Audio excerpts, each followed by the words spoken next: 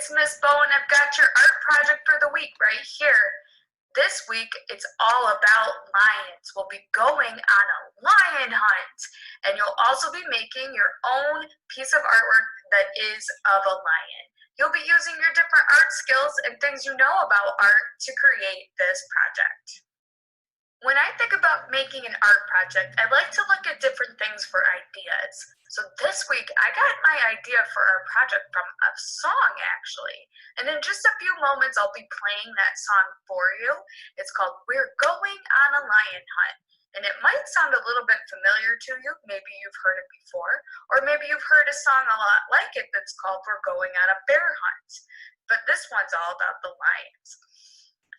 Here I put in front of you the words to this song. It's much like a poem where things repeat, things might rhyme, but when you hear this playing, you might want to listen for other things like instruments that made noises, how things get quieter or softer, and the music part of the song. So I hope you enjoy it. If you want to sing along with it, the words are here. Also, the screen is going to play the words as you watch it. We're going on a lion hunt and we're not scared. We're going on a lion hunt and we're not scared. We're going on a lion hunt and we're not scared. Uh-oh, tall grass. Chop, chop, chop, chop. We're going on a lion hunt and we're not scared. We're going on a lion hunt and we're not scared. We're going on a lion hunt and we're not scared. Uh-oh, puddles. Splash, splash, splash, splash. We're going on a lion hunt and we're not scared. We're going on a lion hunt and we're not scared. We're going on a lion hunt and we're not scared. Uh-oh, mud.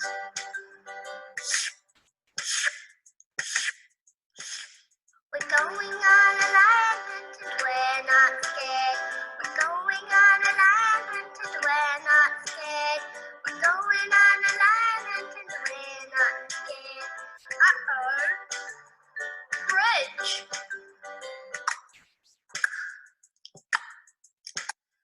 We're going on a lion hunt and we're not scared.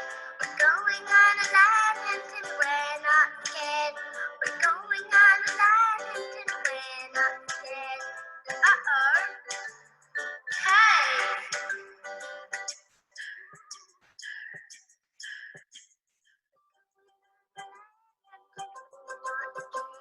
We're going on a lion hunt and we're not scared.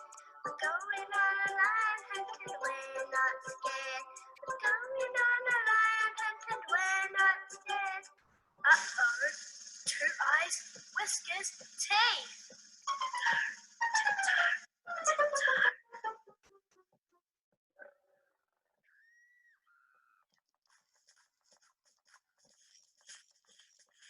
Splash, splash, splash, chop, chop, chop, chop. Again. Phew.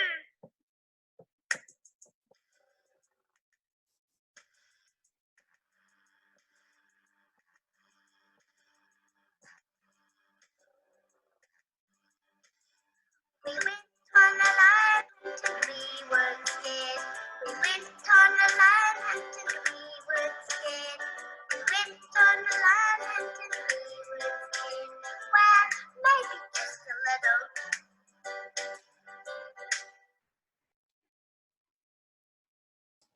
Well, that was a pretty fun song. You can repeat that song as much as you'd like so that maybe one day you have it memorized. Or you actually could look online for different versions of that song because there is more than one, and there's even books about going on a lion hunt that you could find on YouTube. So next we're going to move into how you can make your very own lion. And you're going to see in front of you here, I have 3 options you could use. And this really just depends on what supplies you have around your house. Option 1 is where you just use 1 sheet of paper. And you can see that I also use coloring supplies. Option 2 is where you'll use white paper for the face, but I looked at using a brown paper bag for the lion's mane. And then option 3, I actually used the paper bag for the lion's face, and then for the lion's mane, I used a white piece of paper. So depending on what you have around your house, you choose which way you would like to make your lion. As we go further into the steps of how to make your lion, you'll want to look for the option that you've chose. You'll want to look for using just the paper or where you're using your paper bags. Okay, so here is that supply list for you to check as you look around your house for art materials to use. Above the red line is really all you would need to make your lion: a white piece of paper, a pencil, and coloring supplies. But if you wanted to add some of those extra options like I showed you before, you might want to think about finding a black marker, some scissors, glue or tape, and a brown paper bag to work with. Our first step for the project is to get our paper set up, and you'll see those 3 options in a row.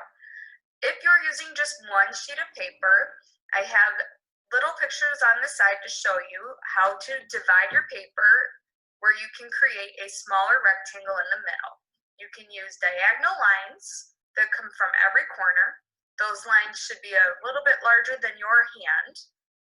And then you connect those diagonal lines at the top, at the bottom, and on the sides, and it makes a smaller rectangle in the middle of your page.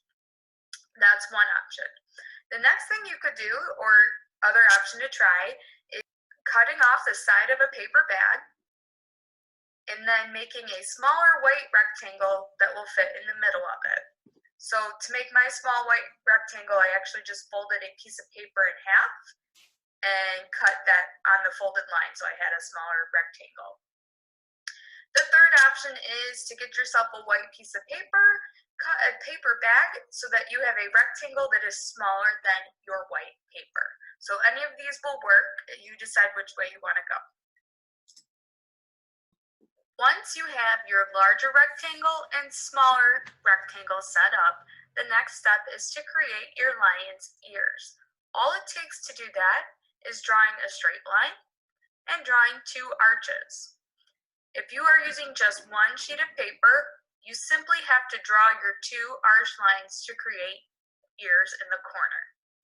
If you are working on a separate paper, like a smaller rectangle made out of a white paper or a smaller rectangle made out of a brown paper bag, you first need to draw a straight line across the top, and then you draw your arch ears where they touch on that line you draw at the top.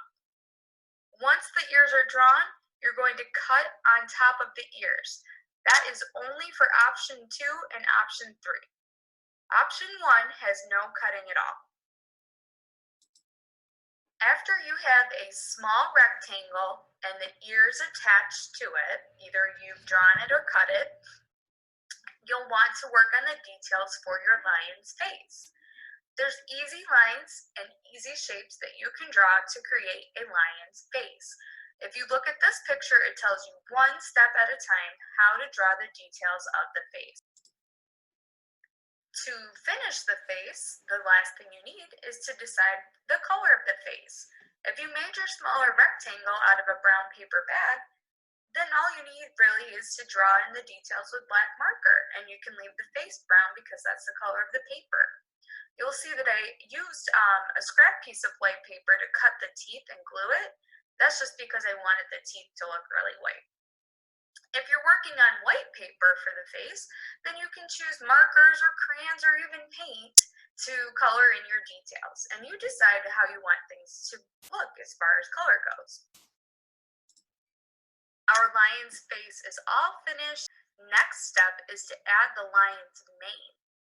And to do that, I wanted to take a break from drawing and get some practice in thinking about different kinds of lines we could use for details. I thought about a little game to do for practice. It's a line hunt. It sounds a lot like a lion hunt, but I've changed the word from lion to line. And for this line hunt, you're going to be looking around your house to see if you can find these different kinds of lines. It's a scavenger hunt. You have a checklist of 10 different kinds of lines. See if you can find them all. Here they are: a straight line, line that goes up and down. A horizontal line, a diagonal line that's slanted. A line that bends like an arch or a rainbow. A line that waves. Can you find a line that curls? How about a line with an angle, which means the line bends and creates a point? Look around your house to see if you can find a dotted line. And the last thing to find is two lines that cross. Have fun with your scavenger hunt and again, see if you can get them all. We're going to use those lines from our scavenger hunt as we create the lion's mane. First, you need to take the lion's face and attach it to your larger rectangle. And that rectangle might be white paper, it might be a brown paper bag, or it might already be part of your drawing if you only used one piece of paper. We're going to divide that larger rectangle using straight lines. Divide means we make it into different sections. You can see at the top of this picture, I have an up and down line, vertical, a side to side line, horizontal, and I have two diagonal lines that crisscross like an X.